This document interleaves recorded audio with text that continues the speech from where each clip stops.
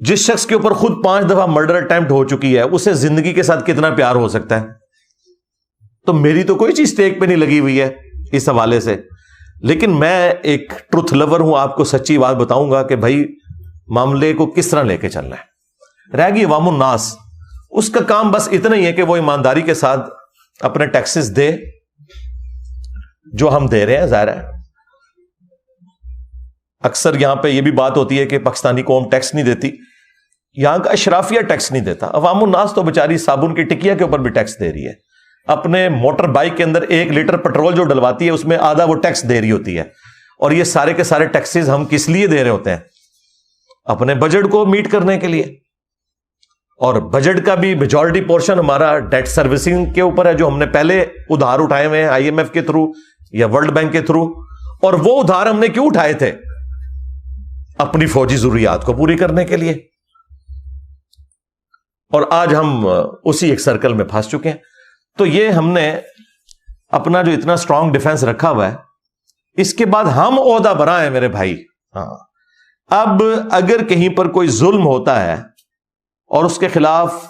پاکستان کی حکومت یا اسٹیبلشمنٹ آواز نہیں اٹھاتی، یہ اللہ کے حضور مجرم ہے، ہمارا کوئی لینا دینا نہیں ہے، کیونکہ ہم نے اپنا حق ادا کر دیا۔ جب جنگ ہوتی ہے نا تو فرنٹ کے اوپر فوجی لڑتا ہے، پیچھے سے اسے جو لوگ کھانا پرووائڈ کرتے ہیں وہ بھی جہاد میں شریک ہوتے ہیں، اس سے پیچھے جو لوگ کھانے کے لیے ریسورسز پرووائڈ کرتے ہیں یعنی ہم بھی جہاد میں شریک ہیں۔ ہر بندے کی اپنی ڈیوٹی ہے۔ اب جنرل کو کوئی یہ نہیں کہہ سکتا کہ تم فرنٹ کے محاذ پہ جا کے تو کلاشنکوف اٹھا کے لڑنا شروع کر دو، اس کا یہ کام نہیں ہے۔ اس کا کام ہے تسلی سے ایک ایئر کنڈیشن والے کمرے میں بیٹھے، سکرین پہ سب کچھ چیزیں آبزرو کرے، اور وہاں وہ ایک کول مائنڈ ہو کے ڈیسیژن کرے کہ اس وقت کون سی چیز کرنے کی ضرورت ہے، کہاں پہ ریٹریٹ کرنے کی ضرورت ہے، کہاں پہ ہم نے اٹیک کرنا ہے۔ یہ ساری چیز وہ ایک پیس آف مائنڈ کے ساتھ کرے، اس کا یہ کام ہے۔ اسے کوئی نہیں گلا کرے گا کہ آگے جا کے لڑے۔ اس طرح وہ جنرل بھی عوام الناس کو گلا نہیں کر سکتا کہ آپ نے ٹینکوں کے آگے جا کے لیٹنا ہے۔ یہ کوئی نیکی کا کام نہیں جو آپ کر رہے ہیں۔ ہم نے کیوں لیٹنا ہے جا کے؟ بھائی ہم نے نہیں لیٹنا، ہم نے پیسے دیے، اپنے بچے دیے۔ آپ جس سرزمین جیل میں بیٹھے ہوئے ہیں، ادھر تو میجورٹی لوگ فوج کے اندر ہیں، بچے چلے گئے، پیسے دے رہے ہیں، بجٹ دے رہے ہیں۔ اب یہ ہمارے بڑوں کا دیکھنے کا کام ہے، ہمارا کام صرف اپنی ویڈیوز کے ذریعے ان چیزوں کو ہائی لائٹ کرنا ہے، دیٹس آل۔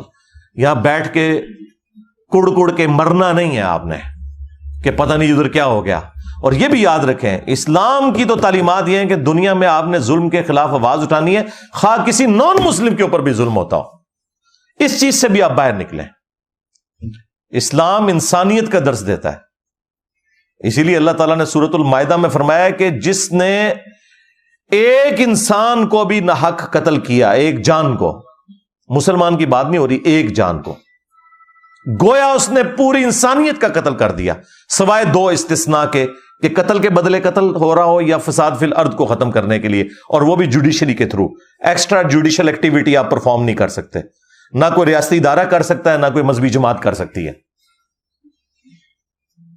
تو ایک جان کا قتل، پوری انسانیت کا قتل، اور جس نے ایک جان کو بچایا گویا اس نے پوری انسانیت کو بچا لیا۔ پوری انسانیت کی بات ہو رہی ہے۔ حتیٰ کہ صحیح بخاری میں حدیث ہے،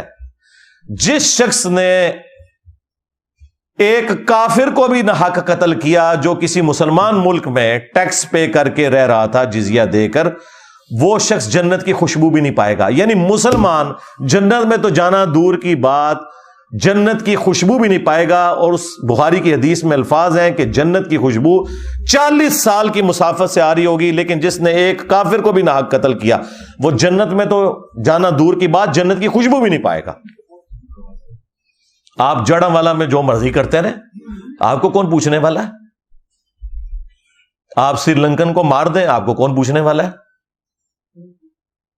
اس لیے کہ آپ کا اسلام سے کوئی تعلق نہیں ہے، آپ تو بابوں کے دین کو لے کے جا رہے ہیں۔ تو ان ساری خرافات کے بعد اگر میں یہ سلوگن بلند کروں کہ مرنے سے پہلے اے مسلمان کر لیں اس پہ غور، کتابوں کا خدا اور ہے، بابوں کا خدا اور، کتابوں کا دین اور ہے، بابوں کا دین اور، کتابوں کا پیمبر اور ہے، بابوں کا پیمبر اور۔ تو میں جسٹیفائی ہوں کہ تم لوگ صرف اللہ رسول کا نام لینے والے ہو عز و جل و صلی اللہ علیہ وآلہ وسلم، تعلیمات تم نے نہیں مانی قرآن و سنت کی، گویا کہ تم پھر کسی اور خدا کے ہی ماننے والے ہو، اگرچہ خدا سب کا ایک ہے، خواہ مسلمان ہو، جیوز ہوں، کرسچنز ہوں، ہندو ہوں، سب ایک ہی خدا میں بلیو کرنے والے ہیں، لیکن پریکٹیکلی تعلیمات کے اعتبار سے تو گویا کہ تمہارا خدا، تمہارا دین، تمہارا پیغمبر کوئی اور ہے، کیونکہ دین کی تعلیمات سے تم لوگ 180 ڈگری چل رہے ہو۔ تو یہ جو ایکٹیویٹی پرفارم ہوئی ہے فلسطین کے حوالے سے، تو چونکہ اس میں اگر آپ ایک براڈر پکچر میں دیکھیں گے تو ظاہر ہے کہ ظالم تو اسرائیل ہے، ہاں اگر آپ ایک شارٹ ٹرم دیکھیں تو اس وقت انیشیٹو لیا ہے حماس نے، اور اس میں یہ چیز بھی خیال رکھنی چاہیے کہ جو ایک عام یہودی ہے، ایک عام اسرائیلی ہے، ایک عام فلسطینی ہے، اس کے ساتھ کوئی قتل و غارت والا معاملہ نہیں ہونا چاہیے۔ اسرائیل میں بھی آلموسٹ 45% لوگ جو ہیں وہ سیکولر ذہنیت کے لوگ ہیں، جن کے لیے مذہب کوئی اہمیت نہیں رکھتا، ممی ڈیڈی قسم کے لوگ۔ یہاں تو لوگ ایسا سمجھتے ہیں کہ سارے اسرائیلی جو کٹر قسم کے یہودی ہوں گے، نہیں، انہیں کہنے جتنے کہ تسی کٹر ہو، جنہیں کہ تسی نمازاں پڑھتے ہو۔ لیکن اس وقت بدقسمتی ہے کہ 55% جو یہودی جو پریکٹسنگ ہے ان کی حکومت ہے، اور یہ جو ان کا اس وقت پرائم منسٹر ہے نیتن یاہو، یہ تو بڑا ایک اسٹرانج قسم کا ایک یہودی ہے، اور اس نے دیکھیں اسرائیل کی طرف سے جنگ ڈکلیئر کر دی ہے، اور انہوں نے کہا کہ اب ہم یہ جو تھوڑا سا حصہ بچ گیا یہ بھی لے لیں گے۔ اب مجھے نہیں لگتا کہ اسرائیل پیچھے ہٹے گا، ہاں یہ اب کسی ایک بڑے معاملے کی طرف ہی بات جانے والی ہے، کیونکہ اب انہوں نے ڈیسائیڈ کر لیا کہ وہ ایک چھوٹی سی جو غزہ کی پٹی رہ گئی تھی نا، جس کے ایک طرف میڈیٹرینین سی آتا ہے، ایک طرف ایجپٹ ہے، اور باقی دو طرف اسرائیل نے ایک باڑ بنائی ہوئی ہے، اور ایک سمجھ لے ایک جیل خانہ ہی ہے اتنا بڑا، جہاں 20 لاکھ کے قریب مسلمان رہتے ہیں، اور ان کی حالت بھی اتنی ناگفتہ بے ہے کہ آپ سوچ نہیں سکتے، پینے کا پانی بھی ان کے پاس اویلیبل نہیں ہے۔ یعنی آپ کو لگے گا وہ 1000 سال پرانے کو رہنے والے لوگ ہیں، جس طرح کی ان کی زندگی بچاروں کی مشکل ہے۔ تو اب اس صورتحال کے اندر معاملات ظاہرہ اس سے آگے کی طرف جائیں گے، صورتحال بگڑے گی۔ اللہ تعالیٰ مسلمانوں کا پرسان حال ہو، ہم تو دعائی کر سکتے ہیں یہاں بیٹھے ہوئے، اور اپنے بڑوں کو صرف پرابلمز کو ہائی لائٹ کر سکتے ہیں کہ آپ انٹرنیشنل میڈیا میں آواز اٹھائیں اس حوالے سے، اور اس معاملے کو سالو کرنے کی کوشش کریں۔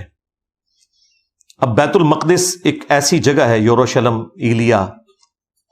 جو تینوں ابراہیمک ریلیجن جو ہیں، آسمانی مذاہب کے ماننے والے لوگ، ان کے لیے ایک کامن حرم کی جگہ ہے، چاہے وہ جیوز ہوں، کرسچنز ہوں یا مسلمز ہوں، تینوں کے لیے وہ حرم ہے۔ اور جب نبی صلی اللہ علیہ وآلہ وسلم کی پیدائش ہوئی اس وقت آلموسٹ 500 سال ہو چکے ہوئے تھے ہیکل سلیمانی کو گرے ہوئے، کیونکہ 70 AD کے اندر 70 عیسوی میں نبی الاسلام کی پیدائش سے 500 سال پہلے ٹائٹس جو رومن ایک جنرل تھا، اس نے حملہ کیا تھا یروشلم کے اوپر، اور اس وقت تو ظاہر ہے وہ بت پرست جنرل تھا، اور انہوں نے یہودیوں کو قتل کیا، کوئی 1.25 لاکھ کے قریب یہودی قتل ہوئے، اتنوں کوئی وہ قید کر کے لے گیا، اور ہیکل سلیمانی برباد